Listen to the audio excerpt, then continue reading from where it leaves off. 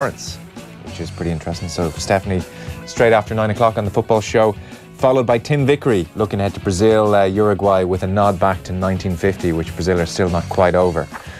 53106 is the text number. We are at Off the Ball. Ronan Mullin is here. Richie McCormack is here. How are we doing, lads? Welcome back, Joe. Thanks very much. It's a shorter than usual newsround this evening. Richie, you're going to have to be extra brief and efficient with your word count because we have to make room for Messrs O'Connell, Quinlan.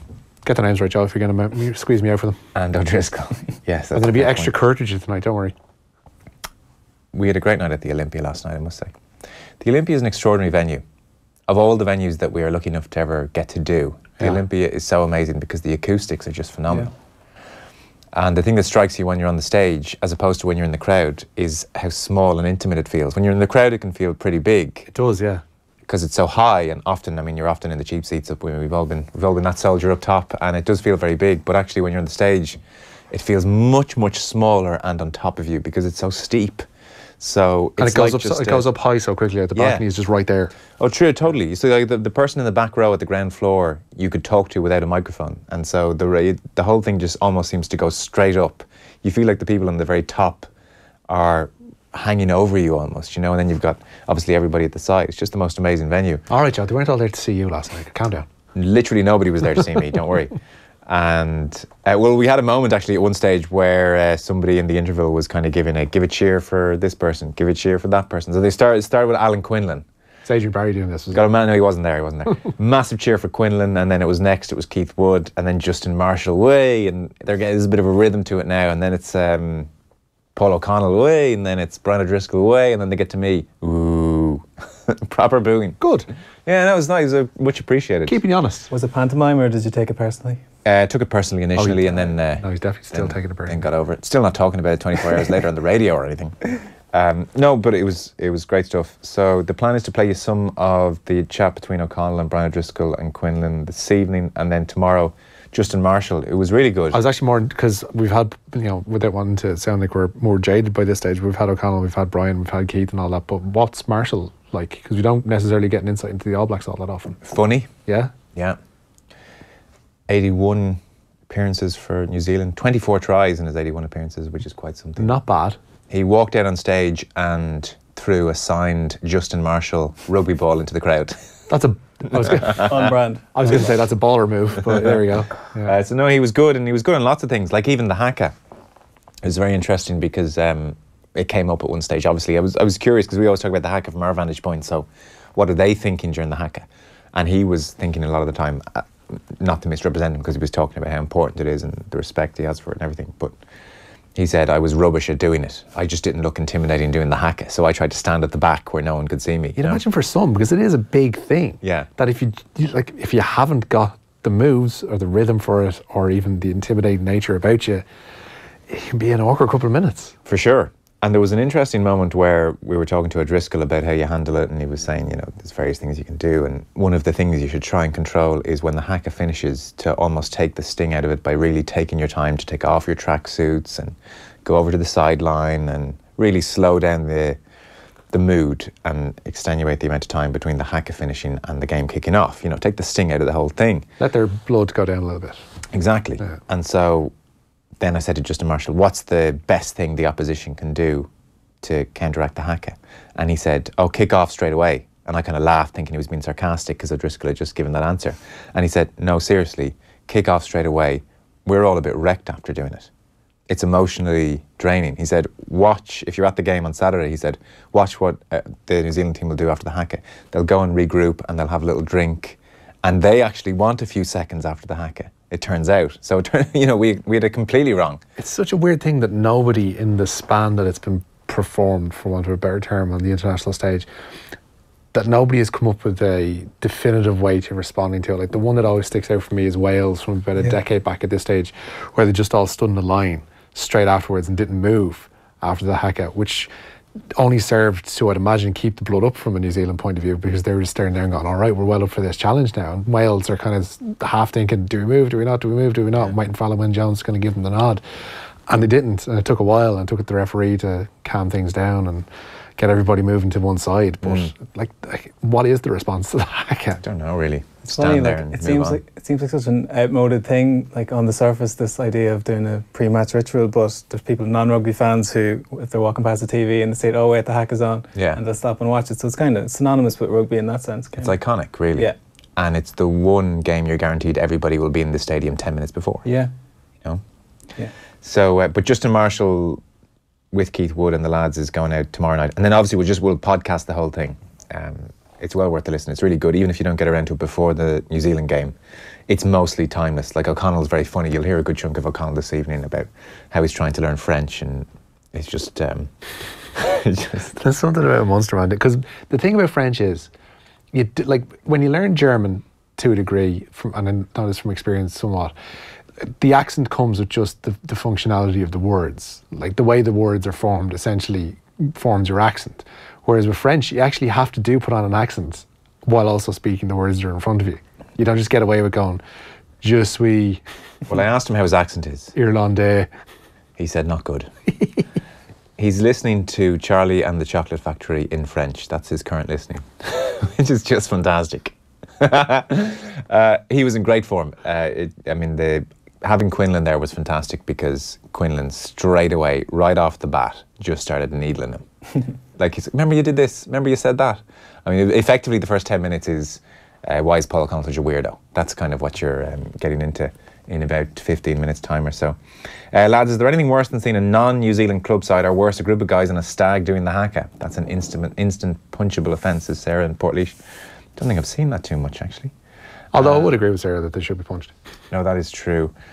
And then there's a few people wondering, should Ireland do a few rounds of river dance after the All Blacks do the haka? No, that would be disrespectful. So that would not be a good move. The one memory or point Justin Marshall brought up was when New Zealand, obviously, when Wales objected or said they weren't doing the haka in Cardiff. And so New Zealand did it in the dressing room, and it was filmed on BBC cameras in the dressing room. I think Wales were 50 points down at half-time. I think don't make a thing out of it is best advice. Do nothing to provoke them. Don't give them anything to hang up on the back of the dressing room door. Sound like you're facing down an Alsatian. It's just... It's the neighbour's dog is slightly more feral than others. If you don't move, they can't see you. That's the rule with haka. But even the way Brian O'Driscoll dealt with it in 05, obviously it's gone down in infamy now, but like, that was nearly the narrative for the entire week after that match, was like, oh, what did he mean by it? And he had to come out like at the worst possible time, suffering with that injury, and try and clear up what he intended by it. It's just, oftentimes it's just get on with it, ignore the preamble, and just it's just treated as part of the game. So. Totally. I mean, the irony of 05 being they were doing what they thought was absolutely the best and most appropriate way to respond to haka, and then it gets turned around, and it's just that was pretty messy territory. That was the most micromanaged tour ever, probably, and attention to detail was, not amiss at all, and they apparently consulted different people to get the best possible way, as you said there, and it just backfired entirely. It did, yeah. The Tana Umaga situation comes up as well. We'll probably play that out tomorrow. But there was a nice moment where Justin Marshall said, you probably don't remember this, but I came over to you on the stretcher to say, I hope you're okay. And O'Driscoll said, no, I do remember that. But that's tomorrow, and you can podcast the full thing. I'll stop giving away bits and bobs of it now. There's spoiler no point doing that. Yeah, it kind of gives away the flow of the conversation.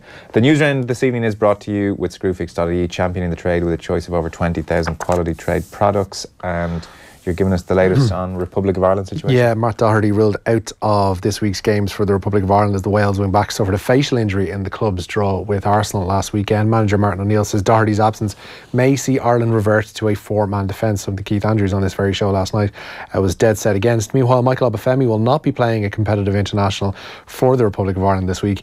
The 18-year-old trained with the squad, but the Dublin-born Southampton striker also qualifies for both England and Nigeria, and a cap in the Nations League game away to Denmark on Monday would tether Obafemi to Ireland, but O'Neill suggests he's not ready for such a commitment. I haven't spoken to his parents, but I have spoken to him, and I think that he's enjoyed the training. It's been really good. He's done very well as well too. I think Glenn would agree with me. Very well in the training. He's settled in nicely. I think he's really enjoyed it. But I think in terms of decisions for tying him down, I think that's a bit of a distance off. I think he has got things to think about like everything else, and I certainly would not be rushing him. And that was my point to him. So, as I said to you, I think a couple of days ago, that if he come in, rushed in and said, yeah, this is exactly what I want to do, fine with it, then that's a different issue. But, you know, I want the people, obviously, to want to play for us for a start, and I want them to be right for the rest of their time. Glenn Whelan will captain the side tomorrow night on the occasion of his 85th and it seems final international appearance, but the Aston Villa midfielder wasn't keen to use the word retirement today, however. Like I said, the retirement thing is you're dead and buried and you're done. Obviously the manager over the last 12 months or so was trying to bed new lads in, and obviously that's the way Ireland are going, so I'm more than happy for that. I think these lads have waited a long time. They need some game time and to get some caps under the belt, but I think for me now, obviously looking at it the next couple of years, now if we hopefully do qualify, so I think for me then I'll be 36, 37, so I think that's way off. But I mean retirement as in, I don't know what you do, put it down on paper and not being able to be picked again, I'd never do, but I know tomorrow's probably going to be the last time we play for the country. I hope he gets a really good send-off. I think he will. It's not to rewrite history and say he was the greatest player ever or anything like that, but he was definitely a lightning rod for a lot of the criticism, which was at times unfair, and he was far better than a lot of pundits gave him credit for. We had in the Premier League level midfielder playing for us for the span of a decade more or less, and we're not afforded such a situation now, so we should be grateful. Yeah, his one of his children is going to be the mascot, gets to lead out the team, so it's a really nice way to finish your career. Not many get to do it that way. So people forget how much he battled back to be, because he was at Manchester City and then went off to Sheffield Wednesday and then kind of had to reform. He was one of these players that essentially had to reform his idea of how he was going to quote unquote make it across channel, and very much did so. There was a great piece in the Mail on Sunday. David Snade did a profile piece of Whelan and there was lots of little nice bits in it. So at Man City his nickname was McAngry. No surprise there. Big temper, just an angry head in him, McAngry. Constant chewing gum as well. Yeah, but there were some tender moments too, because Willow Flood was over at City with him, formerly of Cherry Orchard. Willow Flood, one of the great prospects who went over, and he was talking about how they were in the same digs. You know, he was in the room across mine, and we used to half our money each month to try and get Sky Sports so we could watch all the football. Stop. And he said, Glenn taught me how to shave. He was like, it mightn't seem like a big thing, but Glenn taught me how to shave. And there was just something so poignant about the thought these two Irish lads in probably dingy enough digs in cold, rainy Manchester and trying to figure out the things like how do you shave. So perhaps the last of that generation to live that existence as youth players as well. There was a quote as well from Tony Pulis who said, every summer we're trying to sign someone better than Glenn Whelan. Every summer. Yeah. And every summer he fought them off. It's nice to see him getting some love actually on that point, because when at his best he did offer dynamism in the midfield that no one else really did, and he was kind of used in that role when his legs weren't really there anymore, and he was that was a stick he used to beat him with. Like he was being asked to do something he just couldn't do anymore. So it's nice to see him getting a proper send off at this stage. No, it is for sure. So 85th cap and probably his last tomorrow night. So that's Glenn Whelan. On the Obafemi thing, I think this is going to draw criticism. It does demean a cap for me to hand out a cap to someone who's still not even sure if they want to play. I have no issue whatsoever with Declan Rice Rice I think was genuine in how he suddenly had a bit of a change of heart maybe, if that's how he had it. But I think someone shouldn't really come into camp saying... To start essentially courting somebody the way they're doing. Yeah. It's a little bit... I know Obafemi's played underage football for Ireland, but like, if you wanted to compare like for like without wanting to compare apples and oranges, he's playing at the same level as Aaron Connolly at Brighton, and Aaron Connolly at Brighton has been in fantastic form so far this season, scored a hat-trick as recently as this weekend, and I think has outscored in terms of ratio of Obafemi like 4-1 in the under-23 Premier League, and is on the verge of first-team football for Brighton, and probably much closer doing so on a regular basis than Obafemi would at Southampton. Surely he would be more deserving of a look or a call-up, or at least a training session, rather than somebody who's unsure of what way they want to go forward. By all means, keep contact with Obafemi, but don't so publicly bring him over and be like, and then have to be backtracked into saying, do you know what, I probably won't bring him to Denmark because I don't think he's ready to make that decision yet. Obafemi's totally within his rights to make his decision whenever he sees fit. But for Ireland to kind of play this game just seems a little bit off. A little bit self-fulfilling as well, because this seemed to be the narrative from the get-go. It's as if they're kind of preempting it a little bit. It's like, maybe let the lad make his own decision without putting ideas in his head. Yeah. How will we all feel if in a couple of months he declares elsewhere and he has a cap for Ireland and others don't? It's a big thing still to win a cap for your country. I'm not sure if it should be handed out as a way of trying to court players, but it seems to be where we are at the moment. This is our ballroom of international romance, Joe. Yeah. Meanwhile, Claudio's back. He is. He's been given the task of helping Fulham survive Premier League relegation after being appointed their new manager. Somewhat surprisingly this morning, Slavisa Jokanovic became the first top-flight boss to be sacked this season when his dismissal was confirmed. Jokanovic, who coincidentally was Ranieri's first Chelsea signing, leaves with Fulham bottom of the Premier League after gaining promotion in the last campaign. But Ranieri says the key to his tenure will be organisation. You know, as an Italian manager, for us, the defensive way is the basement of the team. That is important to have a strong vision of the defense way. But it's not only the fullback or the goalkeeper, it's all the team. When you attack, you have to attack in 11. When you defend, you have to defend in 11. Always I look forward and I want more. And then I hope to make a very good job here. Claudio's back. Both Gavin Moynihan and Cormac Sharvin both well placed to retain their cards for next season's European Tour. Both shot rounds of 66 on the penultimate day of Q School at Tarragona today. Moynihan ends today with a share of 15th and Sharvin a share of 32nd. It's the top 25 plus ties at the end of tomorrow's play that'll gain cards for next term. Robin Dawson won't be among them. It's safe to say the Tremor golfer currently props up the remaining leaderboard with a share of 76th.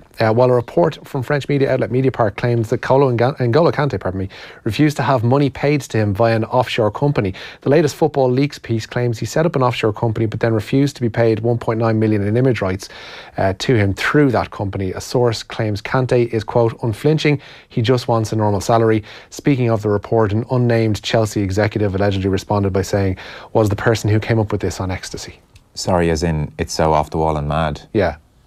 But I don't think it is off the wall and mad, given what we've read in the Football Leaks pieces over the course of the last fortnight, that they might use an offshore company to try and funnel funds towards a player or towards an organisation or an agent with the means of avoiding tax on it. To make it more worth the player's while. Yeah. Make it worth everybody's while. So somehow an offshore company allegedly was set up for N'Golo Kante, but then he refused to have the money paid through the offshore company and said, I just want a normal salary. A normal salary of like £250,000 a week. Sure. A normally taxed salary, I suppose, is the way to put it then. Fair enough. Okay. Former world number 2 Agnieszka Radwanska today announced her retirement from professional tennis. Just aged 29, she made history in 2007, 2 years after turning pro, by becoming the first Polish player to ever win a WTA Tour singles title at the Nordea Nordic Light Open in Sweden. Radwanska reached the 2012 Wimbledon final, where she lost in 3 sets to Serena Williams, having won the first set of that match 6-1. She won 20 career singles titles and most recently at the China Open in October of 2016. While sticking on a tennis tip, Novak Djokovic has all but secured his semi-final berth at the ATP Finals in London. The world number 1 beat Germany's Alexander Zverev 6-4, 6-1 for his second win in Group A. Later, it's the meeting of the big servers, both winless so far, with Marin Cilic taking on John Isner. And there was disappointment for Dubliners Kirill Afanasyev in the EU Boxing Championships in Spain. He lost his heavyweight quarter-final on a unanimous decision to the classy Croat Tony Filippi. Kurt Walker and Michael Neville will both box for medals in Valladolid tomorrow. All this week Off the Ball is teaming up with Volkswagen, proud sponsor of Irish Rugby. They want to reward Ireland's dedicated rugby fans by giving them the hottest tickets in town. So tonight we're giving you the chance to win an Ireland Limited Edition Series jersey, and you'll go into the end of week draw to win a pair of tickets to Ireland versus New Zealand this Saturday, along with accommodation in Dublin City Centre. To win, just identify our mystery voice, who's still a bit tender after suffering a purple nurple in the locker room recently. It's going to sting for a little bit here. For a long time. It's going to sting for a little bit here. Yeah, I mean, he's been hit with worse. Text your name and answer to 53106 for 30 cents. We'll announce the winner before the end of the show this evening. And remember to drop into the Volkswagen Fan TV Tiguan to Lansdowne Road, on Lansdowne Road rather, ahead of the Autumn International Games all month for your chance to meet a rugby legend, test your rugby knowledge and skills to win some great prizes. For more information, you can follow Volkswagen on Twitter, Facebook and Instagram. It's all with thanks to Volkswagen. Proud sponsor of Irish Rugby. So, short break. That's our news round for this evening. Next up, Paul O'Connell, Brian O'Driscoll, Alan Quinlan at the Olympia. Off the Ball on News Talk. Thanks to Screwfix.ie, championing the trade with a choice of over 20,000 quality trade products. Future Proof. The Future Proof podcast is changing. All it means is that you'll have more wow moments, more amazing facts, and more of this type of thing happening in your podcast feed from now on. Now, Aidan McKelvey, our very